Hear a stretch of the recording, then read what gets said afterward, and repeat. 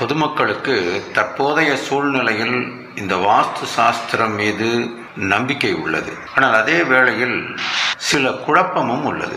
அதாவது வாஸ்து சாஸ்திரம் என்றால் என்ன, அது ஏன் பார்க்கப்பட வேண்டும், அதற்கும் மனித வாழ்வுக்கும் என்ன சம்பந்தம், அதனை பார்க்காவிட்டால் ஏதேனும் துன்பங்கள் நேருமா, அப்படியானால் எம்மாதிரியான துன்பங்கள் நேரும், எதனால் நேரும், அதனை எப்படி நிவர்த்தி செய்து கொள்வது போன்ற பல குழப்பமான கேள்விகள் நம் முன் நிற்கின்றன. நமது முன்னோர்கள் அறிவுபூர்வமாக சிந்தித்து இந்த பிரபஞ்சத்தில், அதாவது இந்த அண்டத்தில், இந்த பூமியில் உயிர் வாழும் மனித இனம் தழைத்தோங்க கொடுத்த ஒரு நன்மை பயக்கும் கலைதான் இந்த வாஸ்து சாஸ்திரம் ஆகும். அதாவது விஞ்ஞான ரீதியில் இதை விளக்க வேண்டும் என்றால், நமது பூமி சுற்றும் தன்மையை உடையது. இது பஞ்சபூதங்களால் ஆனது. அதாவது நீர், நிலம், காற்று, நெருப்பு, ஆகாயம் போன்ற தன்மைகளை கொண்டது. இந்த பூமி ஒரு நீள்வட்ட வடிவ பாதையில், பாராபோலிக் ஷேப் என்று ஆங்கிலத்தில், அதாவது முட்டை வடிவமான ஒரு அந்த ஷேப்ல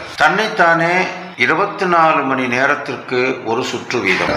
இந்த பூமி சுமார் 23.5 டிகிரி ஒரு சாய்வு கோணத்தில் வலம்புரியாக, அதாவது கிளாக் வைஸாக சுற்றி கொண்டே உள்ள நிலையை கொண்டுள்ளது. இப்படி தன்னைத்தானே 23.5 டிகிரி சாய்வு கோணத்தில் 24 மணி நேரத்தில் ஒரு சுற்று வீதம் சூரியனை சுற்றி வரும் அந்த வட்டப்பாதையினுடைய ஒரு வருட கால அளவு வேகத்தில் வெலாசிட்டி கிளாக் வைஸாக சுற்றி கொண்டே, கடிகார சுற்று மாதிரி கிளாக் வைஸாக சுற்றி கொண்டே உள்ள நிலையை கொண்டுள்ளது. இந்த ஒரு அமைப்பு செயல்பட்டு கொண்டிருக்கின்ற அதே நேரத்தில் காஸ்மிக் எனர்ஜி என்று அழைக்கப்படும் பிரபஞ்ச சக்தி, அதாவது இந்த அண்டத்தினுடைய புறசக்தி, பூமியின் ஈசான்ய மூலையான வடகிழக்கு மூலையில், அதாவது பூமிக்கு மேல் பக்கம் வடக்கு என்று நாம் அறிந்திருக்கிறோம். பூமி சுற்றும் பொழுது சூரியனை நோக்கி சுற்றுவது போல அந்த அமைப்பு இருக்கிறது. அதை வடகிழக்கு திசை என்று அந்த கார்னர், அந்த மூலையை சொல்றோம். அந்த வடகிழக்கு திசையில் நுழைந்து பூமியின் கன்னி மூலையான, அதாவது தென்மேற்கு திசை பாட்டம்ல, மேற்கும் தெற்கும் சேரக்கூடிய அந்த கார்னர்ல வெளியேறக்கூடிய தன்மை எது, அந்த காஸ்மிக் எனர்ஜி என்று சொல்லப்படும் அந்த பிரபஞ்ச சக்தி அப்படி நுழைஞ்சி வெளியேறு, மேல நுழைஞ்சி கீழே வெளியேறு. ஏன்னா அந்த சாய்வு கோணமா பூமி இருக்கிறதுனால பூமி ஒரு பஸ் மாதிரி போயிட்டே இருக்கு. அப்போ நம்ம ஒரு பஸ்ல டிராவல் பண்ணும்போது பாத்தீங்கன்னா நமக்கு எதிர் திசையில காற்று நம்மளை கிராஸ் பண்ணி போகுதுல்ல, அந்த மாதிரி பூமிக்கு கிராஸ் பண்ணி அந்த பிரபஞ்ச சக்தி வெளியேறுது. இப்ப இந்த பிரபஞ்ச சக்தின்னு சொல்லக்கூடிய அந்த காஸ்மிக் எனர்ஜி அப்படின்னு சொல்றோம் இல்லையா, அதே போல இந்த பூமியோட சுழற்சினாலையும் இந்த பூமி சுற்றி வரும் பொழுது ஏற்படக்கூடிய பூகோள மாறுதல் நிலையினாலும் உருவாகக்கூடிய காற்று சக்தியானது, இதை நம்ம பூமியினுடைய அந்த காந்த சக்தின்னு சொல்லலாம். ஒரு காந்தத்துக்கு வெளியில ஒரு குறிப்பிட்ட தூரத்துக்கு ஒரு சக்தி இருக்கு இல்லையா, அந்த மாதிரி இந்த காற்று சக்தி அட்மாஸ்பியரிக் ஏரியான்னு சொல்லுவாங்க. மழை சம்பந்தமான அந்த கிளைமேட்டிக் கண்டிஷன்ஸை பற்றி ஆராய்ச்சி நிலையங்களில் சொல்லும் பொழுது கீழடுக்கு காற்று சுழற்சி, மேலடுக்கு காற்று சுழற்சி, அப்புறம் காற்று அழுத்த தாழ்வு மண்டலம் அப்படின்லாம் சொல்லுவாங்க. அப்படி பூகோள நிலையாலும் அந்த பூமியினுடைய அந்த சுழற்சியினாலும் உண்டாகக்கூடிய அந்த காற்று சக்தியானது பூமியின் வாயு மூலையான வடமேற்கு திசையில், அதாவது மேலேயே வடகிழக்கு திசைன்னு நான் சொன்னேன், அதே டாப்ல வடமேற்கு திசைன்னு ஆப்போசிட் சைடு, அதுலேயே பேரலா அங்க அந்த காற்று சக்தி நுழைஞ்சி பூமியின் அக்னி மூலையான தென்கிழக்கு திசையில் வெளியேறும் தன்மை கொண்டதாக இருக்கிறது. இந்த ரெண்டுமே பாத்தீங்கன்னா ஒண்ணுக்கு ஒன்று ஜஸ்ட் ஆப்போசிட் சைட்ல கிரியேட் ஆகி வெளியேறுது. ஒன்று டாப்ல கிரியேட் ஆகி பாட்டம்ல அதுக்கு ஆப்போசிட் சைட்ல வெளியேறுது, பாட்டம்ல பேலன்ஸ் சைடு கிரியேட் ஆகி திரும்ப டாப்ல ஆப்போசிட் சைடு வெளியேற மாதிரி இருக்கு. ரெண்டுமே ஜஸ்ட் ஆப்போசிட்டா கிராஸ் பண்ணிடும். இந்த ரெண்டு சக்தி, காற்று சக்தி மற்றும் பிரபஞ்ச சக்தி, இந்த ரெண்டுமே ஒண்ணு வெட்டிக்கிறக்கூடிய அந்த புள்ளிகள் இருக்குல்ல, அந்த புள்ளிகள் அதை பிரம்ம மையம் அப்படின்னு சொல்றோம், பிரம்ம ஸ்தானம்னு சொல்லலாம். அப்படிப்பட்ட அந்த ரெண்டும் சந்திக்கக்கூடிய அந்த பிரம்மஸ்தானத்துல ஒரு வீடு கட்டுறோம் பூமியில அப்படின்னா, அந்த பிரம்மஸ்தானம்ன்றது அந்த வீட்டுல சரியா சென்டரா அமைகிற மாதிரி ஒரு வீட்டை அமைக்கிறது தான் வாஸ்து சாஸ்திரத்தோட முக்கிய நோக்கம். அப்படி அமைக்கிறதுனால வீட்டுக்குள்ள இந்த இறை சக்தி அல்லது பிரபஞ்ச சக்தி நிறைந்த ஒரு இல்லமா இருக்கும். அது ஒரு கோவில் மாதிரி. உதாரணமா கோவில்கள் அப்படிதான் அமைச்சிருக்காங்கன்றது ஆராய்ச்சி பூர்வமா தெரிய வருது. அத்தகைய வீட்டினுள் ஒரு சந்தோஷம், நினைத்த காரியங்கள் வெற்றி, சுப காரியங்கள் அடிக்கடி நடப்பது, ஆரோக்கியமான நீடித்த ஆயுள் என பல நல்ல பலன்கள் அந்த குடும்பத்தாருக்கு கிடைக்கும். அதன் மூலம் ஒரு நிம்மதியான வாழ்க்கையும் இருக்கும். ஒரு வீடு கட்டப்படும் பொழுது அந்த வீட்டோட மனையை, அதாவது அந்த வீடு கட்டுறதுக்கான அந்த இடத்தை தேர்வு செய்வது அல்லது கட்டிடம் கட்டும் முறை, அந்த கட்டடத்தை எப்படி கட்ட போறோம், முதல்ல எப்படி ஆரம்பிக்கிறது, எப்படி முடிக்கிறது அப்படின்ற அந்த விஷயம். அப்புறம் மனையடி சாஸ்திரம், அந்த இடத்தோட அடியளவுகள், இதெல்லாம் பின்பற்றப்பட்டு தான் வாஸ்து சாஸ்திரப்படி இந்த 8 திசைகளின் தேவதைகளான அஷ்டதிக் பாலகர்கள் எனப்படும் குபேரன், ஈசானன், இந்திரன், ஆக்னேயம், யமன், நெய்ருதி, வருணன், வாயு போன்றவர்களை மதித்து, அதாவது இந்த அஷ்டதிக்கு பாலகர்களையும் மதித்து அவர்களை ஆராதித்து, அது மட்டுமல்ல வாஸ்து பகவான் என்று வழங்கப்படும் அந்த பூமிக்கான அந்த தேவதை, அவரையும் மதித்து ஆராதித்து கட்டப்படும் இல்லம் மிகுந்த நற்பலன்களை தரும். மாறாக ஏனோதானோ என்று கட்டினால் போதும், குடியேறினால் போதும் என்று அவசர கதியில் கட்டப்படும் இல்லங்கள் அன்னைக்கு அவருடைய நேரத்துக்கு, நல்ல நேரத்துக்கு ஒன்றும் செய்யாது. பிற்காலத்துல ஒரு கால கணக்குன்னு சொல்லக்கூடிய ஜோதிட சாஸ்திரப்படி ஒரு நேர காலங்கள் அவருக்கு கெட்ட நேரங்களாக யார் பேர்ல கட்டுறாங்களோ அவருடைய அந்த இடம் பெரும் அவஸ்தைகளை அதுல குடியிருக்கிறவங்களுக்கும் கொடுத்து ஒரு தீய பலன்களை தரும் என்று வாஸ்து சாஸ்திரம் உறுதியாக கூறுகிறது. ஏன்னா நான் முன்னாலே சொன்ன மாதிரி மிக கூர்ந்து கவனித்தால் இது ஒரு விஞ்ஞான உண்மைன்னு தான் நம்ம சொல்லணும். கன்னிமேல் மனையெடுக்கில் கைப்பொருள் மிக உண்டாகும், அன்னமும் தனமும் சேரும், இழை தானும் நிற்பள், பொன்னொடு தானியங்கள் பொருந்தவே சம்பத்துண்டாம், முன்னமே மயனார் சொன்ன வன்மையினூர் விளம்பெழுந்தேன், முக்கோணம் அருகோணம் முடிவும் வட்டம், முயல் போலும் கயல் முதுகு சூலாகாரம், சக்கரவின் பின்பக்கம் போலும் பூமி, நடுப்பள்ளம் கோமுகமாய் நமன் தீ மூலை, அக்கோணம் நெய்ருதியும் மேற்கும் தாழ அமரேசன் தன் திசைக்கு பருவங்கள் இல்லாமல் மேடதாகில், பாரினில் மனை எடுக்கினும் பாழாம்பாரே, வளர் நிலம் கிழக்கோடு வடக்கு தாழ்ந்திடில், அளவிலா வாழ்வுடன் ஆக்கம் எய்துமால், விளைவுறு தெற்கொடு மேற்கு தாழ்ந்திடில், கிளர் பெறும் துன்பமும் கேடும் எய்துமே என்று மயன் சிற்ப ரத்னாகரம் என்னும் நூல் இந்த வாஸ்துவின் உண்மைகளை உணர்த்தும்படி எழுதப்பட்டுள்ளது. இதன் பொருள் என்னவென்றால், தென்மேற்கிலே மனை எடுத்தால், வீடு கட்டினால், தென்மேற்கு என்று சொல்லப்படுவது கன்னிமூலை, அதுல வீடு கட்ட ஆரம்பிச்சா அல்லது அந்த பகுதியில வீடு கட்டியிருந்தா, அந்த பூமி அந்த மாதிரி தென்மேற்குல ஈரமான இடமா இருந்து அதுல வீடு கட்டியிருந்தா பொருள் சேர்க்கை, உணவுப் பொருள், தனம் ஆகியவை சேரும். மேலும் அந்த மனையில் மகாலட்சுமி வாசம் செய்வாள் என்றும், அதே நேரத்தில் முக்கோணம், அருகோணம், கோணல், வட்டம், முயல் மீனின் முதுகு போன்ற அமைப்புகள், அதே போல பூமியின் நடுவில் பள்ளம், யமன் மூலை, அக்கினி மூலை, பசுவின் முகம் போல நீண்ட வடிவுடைய பூமி, நெய்ருதி மூலை, தென்மேற்கு முதலான இடங்களில் தாழ்ந்துள்ள பூமி, கிழக்கு திசையில் மேடான பூமி ஆகியவற்றில் வீடு கட்டினால் பாழாகும் என்றும், அதே மனையானது கிழக்கும் வடக்கும் தாழ்ந்து, அதாவது ஈசான்யம் தாழ்ந்து இருந்தால்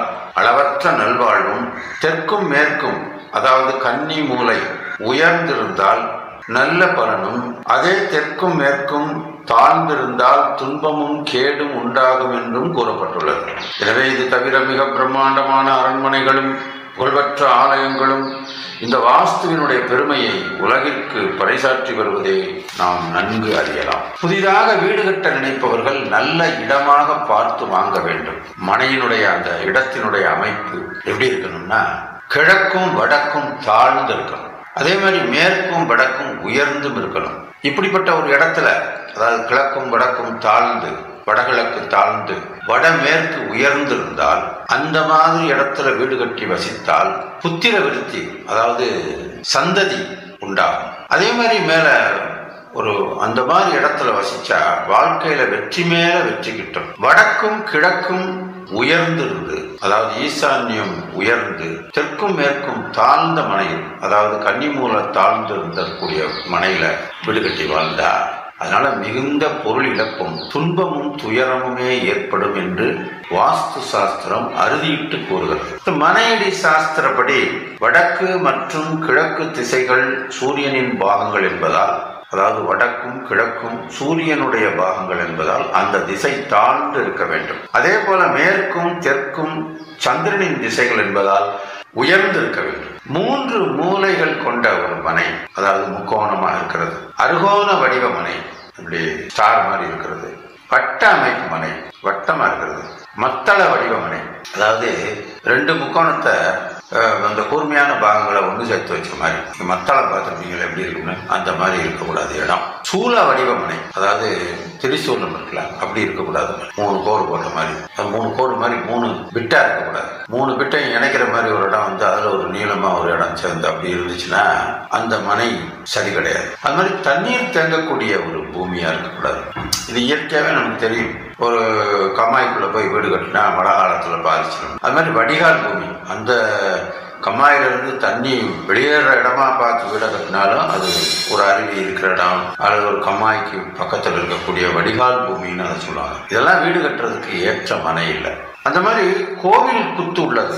வீட்டுக்கு எதிர்த்த வாசல் கோயிலா இருக்கக்கூடாதுன்னா பொதுவா சொல்லுவாங்க. அதனுடைய சக்தி வீட்டுக்குள்ள வந்தா நல்லது தானே. அது ஏன் கோவில் குத்தா உள்ள மனை பாதிக்கும்னு சொல்றாங்கன்னா, பொதுவா கோவிலுக்கு எதிர்த்தாப்புல ஒரு மறைச்சிக்கிட்டு இருக்கக்கூடாதுன்ற ஒரு விதி அமைப்புல வாஸ்துசாஸ்திரம் அப்படி சொல்லுதுன்னு நான் நினைக்கிறேன். இப்ப தெய்வ சக்தி கோயிலுக்குள்ள நுழையிற இடத்துல எதிர்த்து மறைச்சு நின்ன மாதிரி தானே, அதனால அது கோவில் குத்துன்னு அந்த இடத்த சொல்லும். அது மாதிரி எதிர்மனை குத்து, இந்த எதிர்மனை குத்துன்னா எதிர்த்தாப்புல வெறும் இடமா இருக்கிறது அல்லது எதிர்த்தாப்புல வீடு இருக்கிறது, இதெல்லாம் வந்து ஒரு மறைவு அப்படின்னு சொல்லுவாங்க. பட் அப்படிலாம் இன்னைக்கு உலகத்துல பார்க்க முடியாது. உலகத்துல வந்து இன்னைக்கு எப்படின்னா ஒரு வீட்டுக்கு எதிர்த்த வீடுன்றது கட்டாயமா இருக்கு. இப்ப எதிர்மனை குத்துன்றதுக்கு சின்னதா சிம்பிளான எத்தனையோ வாஸ்து பரிகாரங்கள் இருக்கு. அதை பண்ணிட்டு நம்ம தாராளமா இருக்கலாம். நம்ம குடியிருக்கிற இடத்துக்கு ரைட் சைட்ல கோவில் இருந்ததுன்னா பொருள் சேதம் உண்டாகும் அப்படின்னு சாஸ்திரம். லெப்ட் சைட்ல இருந்துச்சுன்னா துக்கமும் துயரமும் நேரும் அப்படின்னு சொல்லிட்டு லெப்ட் சைட்ல கோயில் இருந்தா. நேரா இருந்தா முன்னேற்றம் தடைபடும். பின்னாப்பக்கம் இருந்தா செல்வம் குறையும். அப்புறம் இந்த ஈசான்ய மூலைன்னு சொல்லக்கூடிய வடகிழக்கு மூலையில ஒரு வீடு கட்டும் போது அதுல வெட்டுன்னு சொல்லுவாங்க. ஈசான்ய மூலை அப்படி எல் ஷேப்ல கட்டா இருக்கக்கூடாது. அப்படி இருந்துச்சுன்னா ஆண் சந்ததிகளுக்கு ஆகாதுன்னு சொல்லி, அதாவது அந்த வீட்டுல ஆண் வாரிசை பாதிக்கும், விபத்து உண்டாகிறது, திருமண விஷயத்துல பாதிக்கும், படிப்பு பாதிக்கும். இதுல எல்லாம் வந்து அந்த தாக்கம் ஏற்படும் சொல்லலாம். எனவே ஈசான்ய வெட்டு இருந்துச்சுன்னா அந்த வீட்டுக்கு வேதனை தான் மிஞ்சும்னு சாஸ்திரம் சொல்லுது. அதே மாதிரி அக்னி மூலை என்று அழைக்கப்படக்கூடிய அந்த தென்கிழக்கு மூலை ஒரு வீட்டுல வெட்டுப்பட்டோம், முதல்ல ஈசான்ய வெட்டுன்னு சொன்ன மாதிரி அக்னி மூலை வெட்டுப்பட்டோம் அல்லது கொஞ்சம் நீளமா அந்த மூளைக்கு நீண்ட அந்த வீடு அமைஞ்சிருந்துச்சுன்னா அந்த வீட்டுல வசிக்கிறவங்களுக்கும் பொருள் நஷ்டம் ஏற்படும், பண விரயம் ஏற்படும். அது எந்த அளவுக்குன்னா தரித்திர நிலைக்கே கொண்டு போகக்கூடிய அளவுக்கு ஏற்படும். அதுல முக்கியமா அந்த வீட்டுல வசிக்கக்கூடிய பெண்களுக்கு வைத்திய செலவு ஏற்படுமா, அந்நியரால வந்து பிரச்சனைகள், திருடர்களால தொல்லை, வம்பு வழக்கு இதெல்லாம் ஏற்படுத்தக்கூடிய ஒரு அமைப்பு அந்த அக்னி மூலை நீண்டு இருந்தா அந்த இல்லத்துல ஏற்படுத்தும்னு சாஸ்திரம் சொல்லுது. அதே மாதிரி அக்னி மூலையை வந்து படுக்கை அறையா பயன்படுத்தினா நிம்மதியான உறக்கம் இருக்காது, நல்ல ஆரோக்கியம் இருக்காது, அடிக்கடி தலைவலி, இரத்த கொதிப்பு இது போல வியாதிகள்லாம் உண்டாகி நமக்கு ரொம்ப அவஸ்தையை ஏற்படும். இதுல வந்து இந்த இளம் தம்பதிகள் போய் அக்னி மூலையில படுக்கை அறையா வச்சு பயன்படுத்தினாங்கன்னா கருச்சிதைவு, அந்த பெண்ணுக்கு இரத்தப்போக்கு முதலான குறைகள் அந்த பெண்களுக்கு ஏற்படும் சொல்லி, மேலும் அந்த மாதிரி இடத்த பயன்படுத்தி இருந்தாங்கன்னா அந்த அந்த தம்பதிகளுக்கு அவங்களுக்குள்ள ஒரு பெரிய டிஸ்பியூட், ஒரு சண்டை, பிரச்சனைகள், கருத்து வேறுபாடு இதெல்லாம் ஏற்பட்டு இது வந்து எந்த அளவுக்கு ஏற்படும்னா திருமண தடையே ஏற்பட்டு விவாகரத்து வரைக்கும் போயிடும். பொதுவாக அந்த அக்னி மூலை அல்லது அக்னி மூலை வெட்டு பெண்களுக்கு பாதிப்பை ஏற்படுத்தக்கூடியதுன்னு சாஸ்திரம் அறுதிட்டு சொல்லுது. பொதுவாக வாஸ்து முறைப்படி கிழக்கில் வரவேற்பு அறைய வச்சுக்கலாம், தென்கிழக்குல சமையல் அறைய வச்சுக்கலாம், தெற்குல படுக்கை அறையும், தென்மேற்குல ஸ்டோர் ரூமும் அல்லது படுக்கை அறையோ பூஜை அறையோ இப்படி வச்சுக்கலாம். மேற்கு திசையில சாப்பாட்டு ரூம், டைனிங் ஹால், அது மாதிரி வடமேற்குல ஸ்டோர் ரூமு, படிக்கக்கூடிய அறைகள் வச்சுக்கலாம்.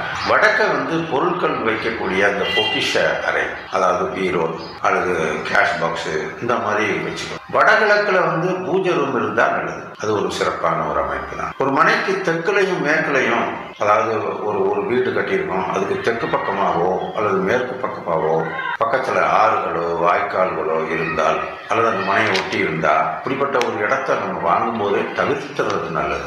அதே மாதிரி அந்த இடத்தை சுற்றிலும், நம்ம கட்டுற அந்த மனையை சுற்றிலும் 4 புறமும் சாலை இருந்தால், அது ரோடு இருந்தா, ரோட் ஃபெசிலிட்டி 4 பக்கமும் ரோடு, சென்ட்ரா நம்ம வீடு இருந்ததுன்னா ஒரு சிறந்த மனையாகும். சாஸ்திரம் இல்லாமலே நம்ம 4 பக்கமும் கடைகளை கட்டி அந்த வீடு ஜேன்னு இருக்கும். அது பொதுவாக விருத்தியான ஒரு அமைப்பா இருக்கும். அது மாதிரி மனைக்கு முன்னால, இடத்துக்கு முன்னால தெற்கு வடக்காகவும் கிழக்கு மேற்காகவும் ரோடு இருந்தா அல்லது காலி இடம் இருந்தா அந்த மனை நல்ல விருத்தியாகும். வீடு கட்டும் மனை, நம்ம வீடு கட்டக்கூடிய அந்த இடம் சதுரமாகவோ அல்லது செவ்வகமாகவோ இருக்கணும். குடும்ப தலைவரின் படுக்கை அறை தென்மேற்கு மூலையில் அமையலாம். ஒரு வீட்டோட அந்த ஓனர், அவரோட படுக்கை அறை தென்மேற்கு மூலையில் இருந்தால் ரொம்ப சிறப்பு. வடகிழக்குல படுக்கை அறை இருந்தால், அதாவது ஈசான்யத்துல, மனக்குழப்பம், பொருளாதார இழப்பு ஏற்படும். கிழக்குல அந்த படுக்கை அறை இருந்துச்சுன்னா குழந்தைகளை இழக்க நேரிடும். தென்கிழக்குல, அதாவது அக்னி மூலையில படுக்கை அறை இருந்தா முதலே சொன்ன மாதிரி சண்டை சச்சரவு வரும்.